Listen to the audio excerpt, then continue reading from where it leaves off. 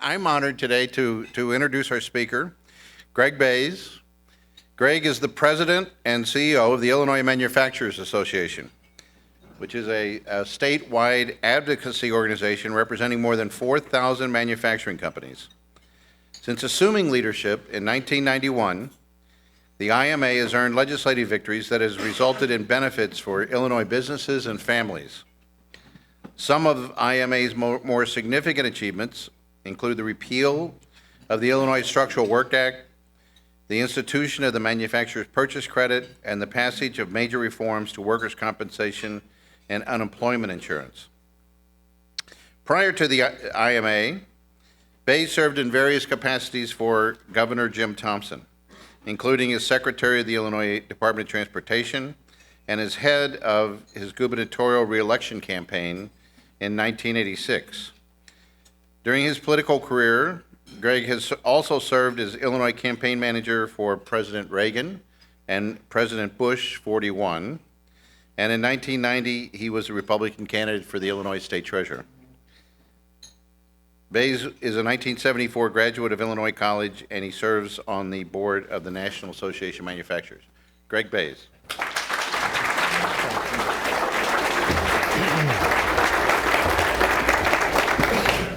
Paul, thank you very much. It's a pleasure to be here. I made the comment, a couple of my friends that were here, we had to get lunch started early because guys our age want to be able to eat dinner early, so we did that. It is also nice to see a lot of old friends from eras gone by and good friends that I work with, and I really appreciate them coming out today. Before I begin today, I want to draw your attention to these numbers. If there's anything that you recall from the day, just remember these, and I'll talk about them just a little bit later. As I told Jay, it was almost 10 years ago, September, I think it was 16th, 2006, I stood on this very podium and began my speech with this quote. Since 2000, Illinois has been facing a perfect storm for its industrial base. Economic downturns from natural cycles were severely worsened in 2001 when Mad Ben flew planes into the World Trade Center. The ensuing economic downturn seemed to be the epicenter in this state, especially the manufacturing base. We lost nearly 200,000 jobs since then. If it was an Illinois city, it would be the second largest city in Illinois. Those were good paying jobs. But there was no outrage, there was no concern at the time. No one seemed to be bothered. Again, that was 10 years ago. I'm tempted, Paul, to be able just to take that speech out today, pass it around. We'll adjourn rather quickly, go across to the Irish bar, and you can buy the first round of drinks. We got blonde Guinness. Not that you would know. My friends, what the hell is going on in Illinois? The jobs numbers are worse. More than 300,000 manufacturing jobs are now gone. Our pension system is further in debt.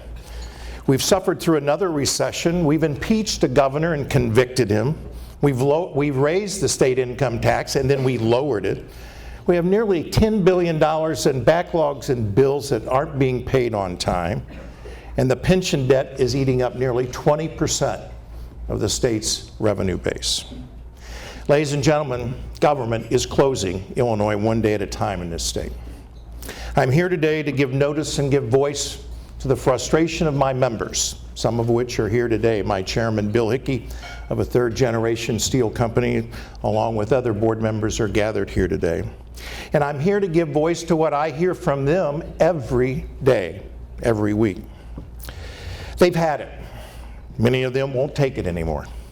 They aren't necessarily fleeing the state in droves, but many have left, and some instead are just not expanding here when the opportunity or the need arises. They look elsewhere. Before I go into details, let me say there is plenty of blame to go around for this cause. The problems have worsened over the past decade, I believe, because of a lack of executive leadership. We have had no real debate or discussion on the core structural problems facing this state and the employers of this state until Bruce Rauner was elected. As Pogo, and for you younger members of the audience, a comic strip from post-World War II said, we have seen the enemy and it is all of us. I have seen year after year General Assemblies run by Republicans and Democrats alike pass the buck on serious problems facing this state. From decisions not to fund pensions, to letting state obligations grow, causing vendors to wait on payments only to be mollified by a 1% interest a month on their overdue bills. They have ignored the raising or the rising property taxes in counties across the state. They've added to the sales tax that allows us to have the dubious honor right here in Cook County of having the highest sales tax in the country. Today is a shout from the top of the roof. It is a plea to stop the direction that we are headed. We are destroying one of the state's most important economic sectors, and we are losing ground and high-paying jobs that go with it. The laughingstock that is Illinois is not funny to my members, and it should not be funny to the governing class. Almost every day, and certainly every week, I hear the same refrain from my members. My plan is to move my company. I will not invest another dollar here. I want to make sure my kids don't have this company to run in this state. And as Jim Bodman, the CEO of Vienna Beef, said this weekend in the Tribune, the state of Illinois is just very difficult to deal with because they don't have any money. We are caught in a position where we, as citizens, owe so much money to the pension debt, we will never get ahead. It would be easy to pack up and leave Chicago and Illinois. We could be a much more profitable company in Wisconsin. A terrible indictment. When I first began my jobs in government in 1977, Illinois was viewed by many as a land of opportunity. Agriculturally rich, robust manufacturing, strong educational institutions, great transportation corridor, hardworking middle class.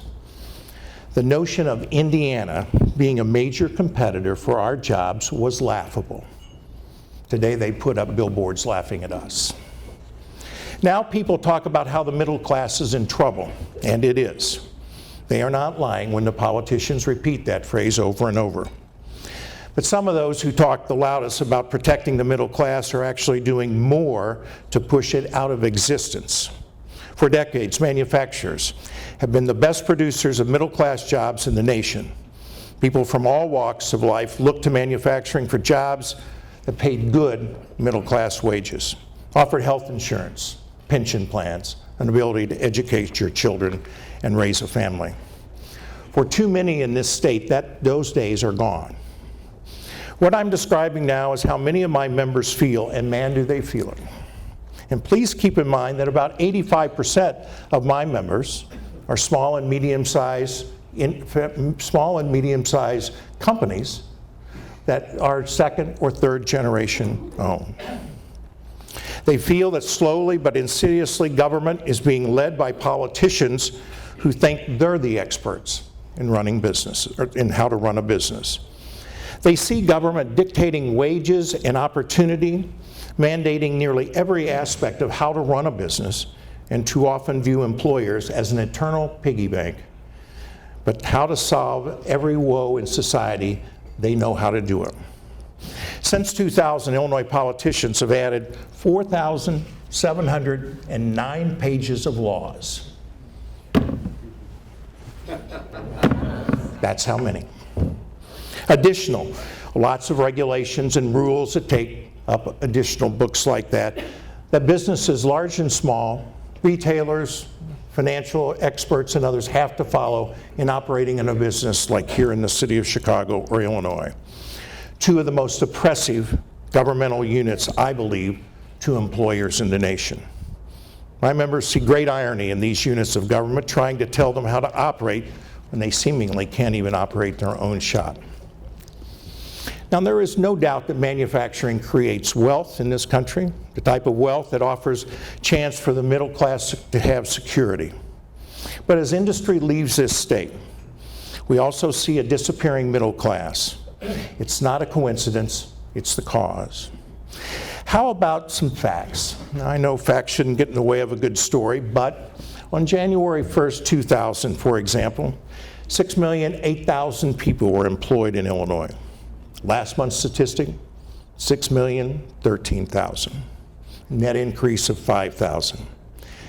And that's typical of the steady stream of bad news that we're experiencing. An ironic moment occurred in 2006. That was the day that the Rubicon was crossed when the Department of Employment Security noted that 844,000 people were employed by government, only 841,000 in manufacturing.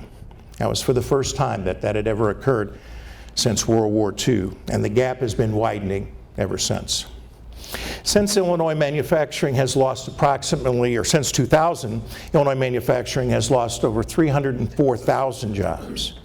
At the start of the millennium, 877,000 people, now 573,000. And if the multiplier effect is created, or says that 1.5 jobs are created for every manufacturing jobs, literally hundreds of thousands of jobs have disappeared or were never created. And it's happened across the state. The Chicagoland MSA, 39%, almost 40%. Rockford, 26%, Peoria, the same. The Quad Cities, 20%, Decatur, 18%. Adding up to 33% of the manufacturing employment lost in the state during that time period.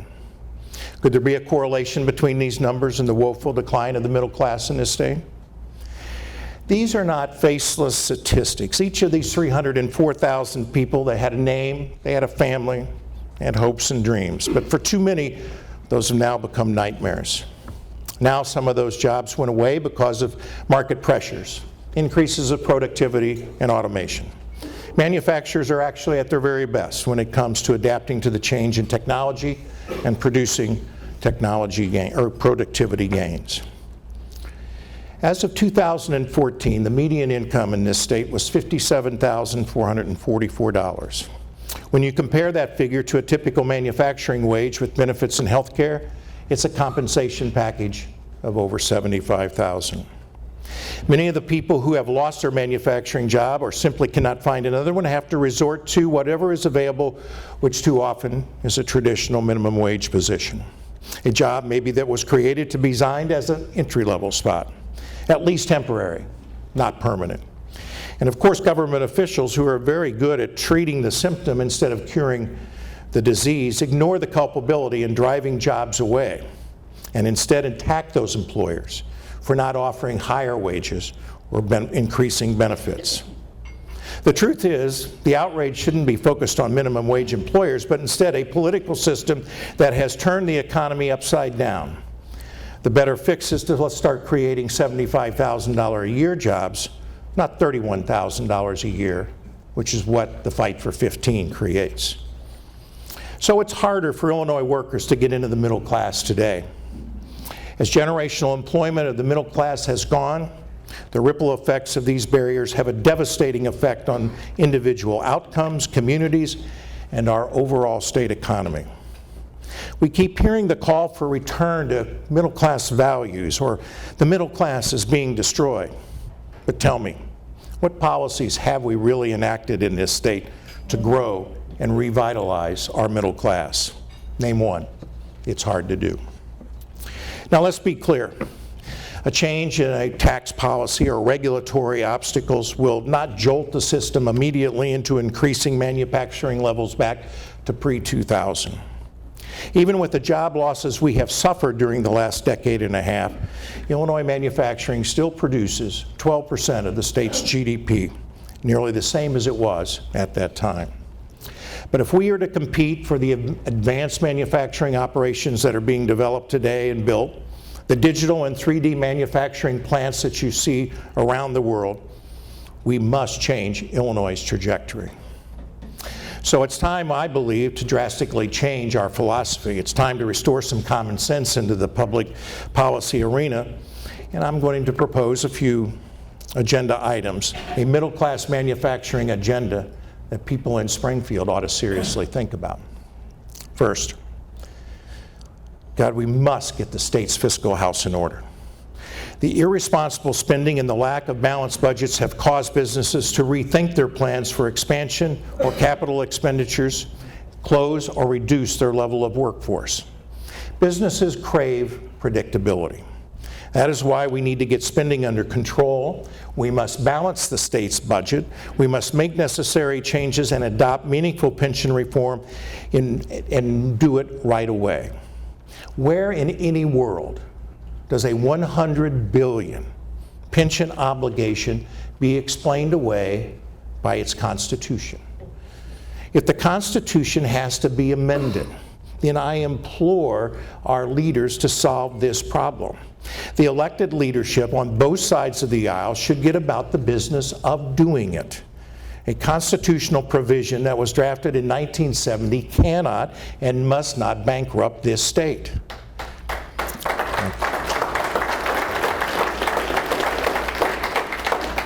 And to a point that was made of what occurred last week, that the decision made by the Supreme Court that threw out the opportunity to change the legislative maps only increases the cynicism that many feel in living in this state.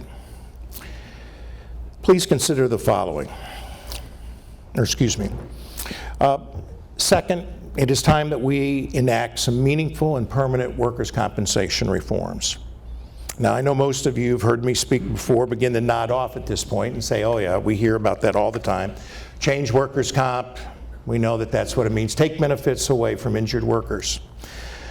But does it make sense that Illinois employers are forced to pay an average compensation of $439,000 for an arm injury when the national average is $169,000?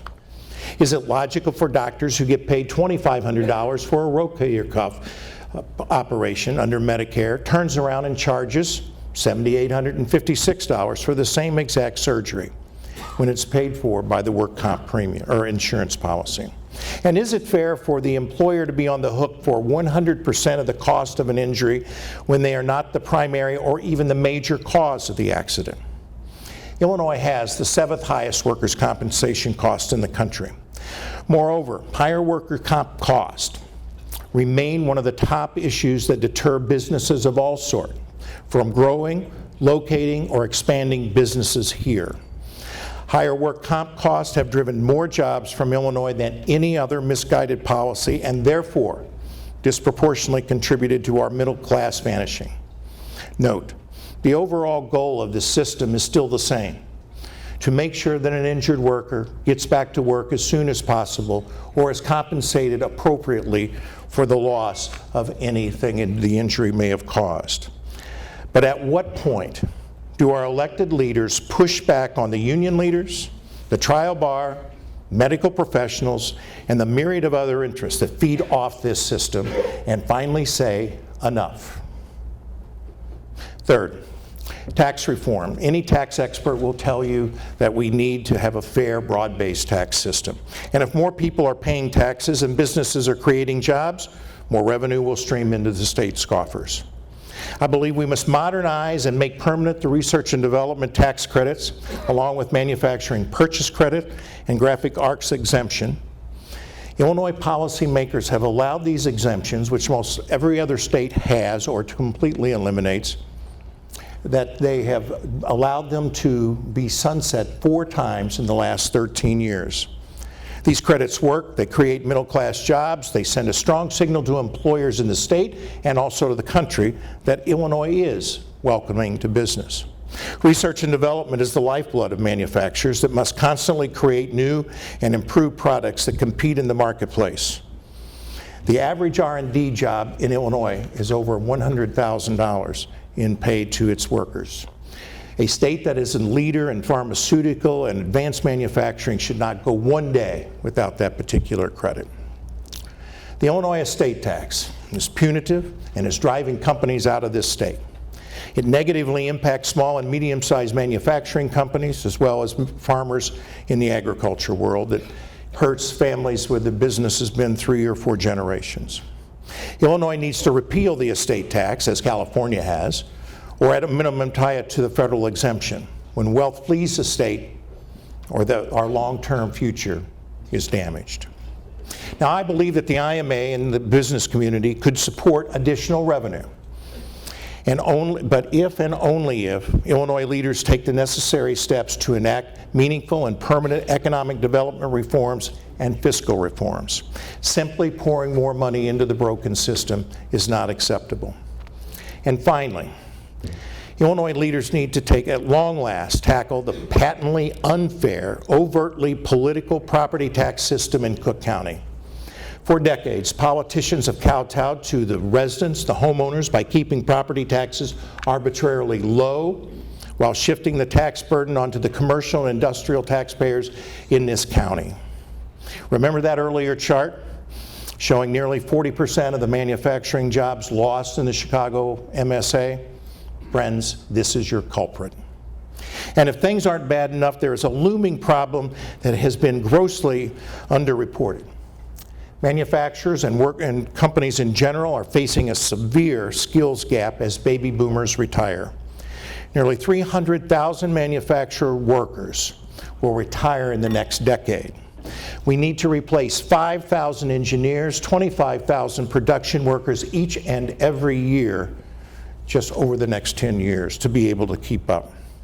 We need to encourage students who like to make things to view manufacturing as a career choice. Companies that cannot find skilled workers will move on. Now, maybe some of you may find that I'm painting an exaggerated picture about some of the dire times that we face in this state. But let me just take you through a little drive around Illinois to remind you of things. Driving through communities like my old hometown of Jacksonville, it's hard to miss the empty skeletons of old factories that reflect numbers cited above. Jacksonville and towns like Decatur, Peoria, Rock Island reflect of a tired image of an era gone by. With manufacturing gone, retail and other commercial interests have also disappeared. Drug and crime levels have increased as communities have seen their younger populations leave. Now, fortunately, there are places and bright spots around the state. Our good members at Chrysler and Ford are adding employees, and we see full parking lots and facilities in the southeast side of Chicago or Belvedere. But finally, an image of the way it used to be can be quickly found by driving just a few moments away from those facilities. The empty manufacturing and retail that dots all across our state, in small town and in the urban areas of Chicago. I worked for Governor Thompson during a time when we have last attracted a large manufacturing facility, a new plant, Mitsubishi, located in Bloomington Normal. Unfortunately, it has fallen victim to the competitive marketplace. Do we really think, though, that under the current climate, Bloomington Normal can attract another auto manufacturer to that location? It has been 30 years since we have been able to attract a large facility like that with all the great attributes and things that we have to offer. Illinois must rebuild and support its manufacturing base. We must do it in order to prosper and grow as a state. It was once the backbone of our economy, and because of policy failures, I believe we have let the firm foundation crumble around us. Innovation, growth, new products, new jobs, revitalized communities, or more importantly, a thriving middle class, are all possible again. There are policy solutions we can explore to bring industry back to Illinois.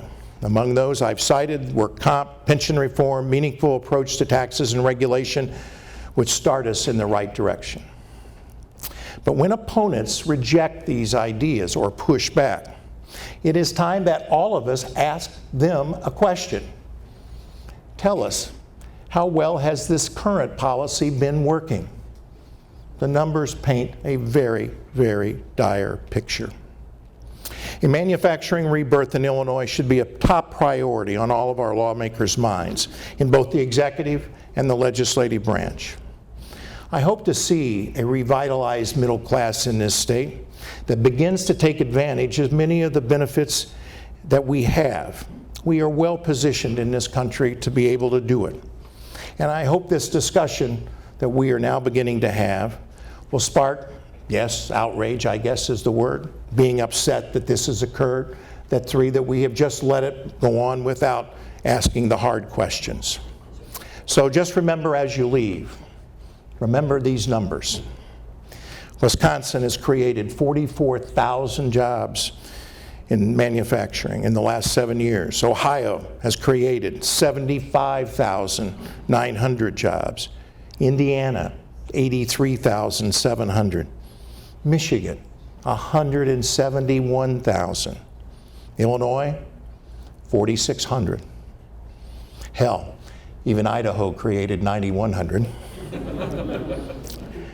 Unfortunately, it's abysmal, my friends. It's pathetic. It's time for a change in philosophy and direction of our policymakers in this state. And thankfully, it's time to get mad as hell and not take it anymore. Thank you.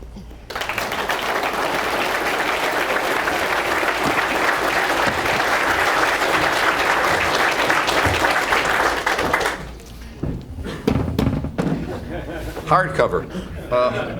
We have questions, please.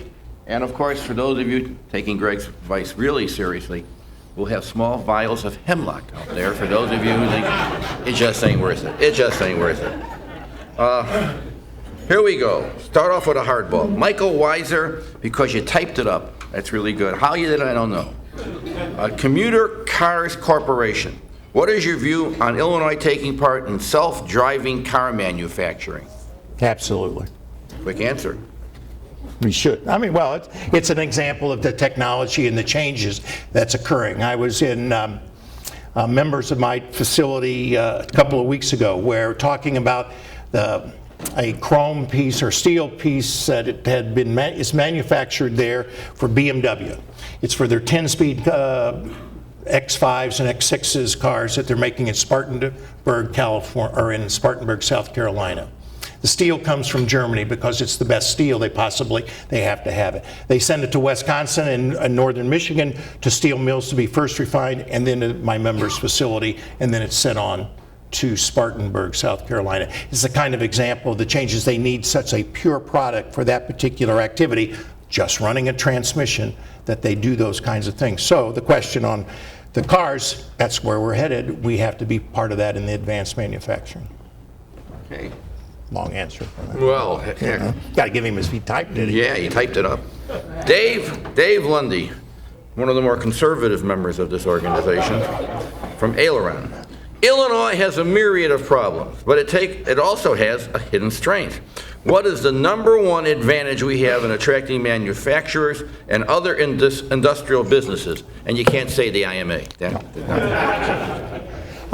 The #1 advantage is still a workforce. Again, another member I was visiting talked about that they had moved a facility to Tennessee a few years ago. And they'd opened a plant, in fact, moved it from Franklin Park because of the property taxes. That was the reason. However, that manufacturer would admit to you today the abilities and the ability to attract the workers in Tennessee versus his facilities here in Illinois are much more difficult. He said, I'll take my workforce over Illinois any day as possible. So I think that the people we have here, the work ethic, the background that is there is still the strongest point. Okay. Any more questions? We have one left besides the moderator. Of course, we'll have a closing softball. Tim Martin, Jacobs Engineering. Used to be the man, well, you used to call him the man to go to in the Chicago Board of Education. And a few other jobs since. Here we go. Now he's with Jacobs Engineering. Why can't reimbursement rates for medical services be set similar to Blue Cross Blue Shield? I should have my board member over here talk about that. And if you have multiple choice. 2, where is middle ground on causation? Well, for those of you, Tim Martin, what do you expect? I know. For those of you who don't know what causation means, it is the standard that I mentioned in the speech of being an employer in Illinois is an injury occurs in their facility is 100% responsible for that particular injury.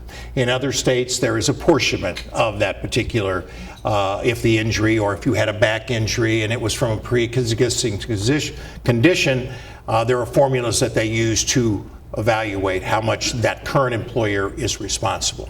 There's always middle ground if there are reasonable people willing to be reasonable about it. We understand that the balance, the political balance in Springfield, that you have to be able to get to the middle to move the ball forward. We did that in 2011. I'm hopeful that some of the seeds that have been sown in last year's legislative session with the work groups and the discussions have been talked about, specifically workers' comp that Senator McConaughey is involved in, will yield some of that on a positive basis. Okay, we have one more question coming. Get it up here, Jack. But the moderator, when he asks this question, will probably blow this whole thing up. So, here we go. We have a... You know, you want me to tell the joke I was going to tell on you? Go right ahead. Now that I'm here, I want to hear it. Well, I was going to, that's right. Well, I was going to say that, you know, the IMA was formed in 1893 just down the street at the Medina Temple when 5 manufacturers got together and put together the idea that they better go to Springfield because there were some things going on down there they needed to pay attention to. And I like to say, since I've been around, you noted, since 1991, that I wasn't there at that particular meeting, but I know people who were. And then I would have said today, if Paul had been here earlier, and of course I read about it in Illinois Issues because he was writing about it in 1893. That was my joke on it. Great joke. You wait till I ask my question. Revenge is a dish best served cold. Okay, this is from Sheila Owens from ComEd. Where are you, Sheila? Right there. Are there any economic development reforms that can happen outside bottleneck of legislation? If not, what is the General Assembly appetite to make progress on your agenda?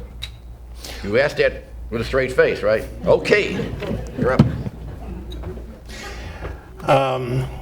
Members of the General Assembly are always very open to and are very interested in it. Almost every member of the General Assembly has some level of manufacturing in or around their particular area. The speech that I could have handed out from 2006, the thing that I said in that particular speech at the end is sort of a throwaway and actually got attention was, we should read, you know, the worst thing that's happened to the Illinois General Assembly in my tenure was the cutback amendment Absolutely right. of 1981. If you had that particular system still in play today, the ability of one person to control the House in the way that that person has controlled it, or in the Senate, or as Pate Phillip controlled the Senate when he was in charge, would have been very much more difficult to occur. The appetite for change, I believe a lot of rank and file legislators would love to scream from the high heaven, we got to have a change. And then they look at the fact of who's going to be there with them in October of an election year, and then they're very quiet. Sadly. Well, now I have to change my question because you hit the ball out of the park. You know, all this stuff about Speaker Madigan. The person I never said that. who that's why you still hold that job you hold. Who do you think created Mike Madigan? Pat Quinn, perfectly right. Correct answer. Because without the cutback amendment, no matter how smart and tough, you could not do it because you had to cross boundaries. Yeah, that could be Mr. Madigan already. Look at that. Not even close. Wait a minute. A flip phone, for God's sakes. If I had a flashback, it's 2006? Watch this. It works. Now, my question. Now I'm back to asking the question. I was going to moderate it, but now, what the hell? Is Julie here? Who? Your assistant. Julie? Yeah. Yeah, right back here. All right, raise your hand, Julie.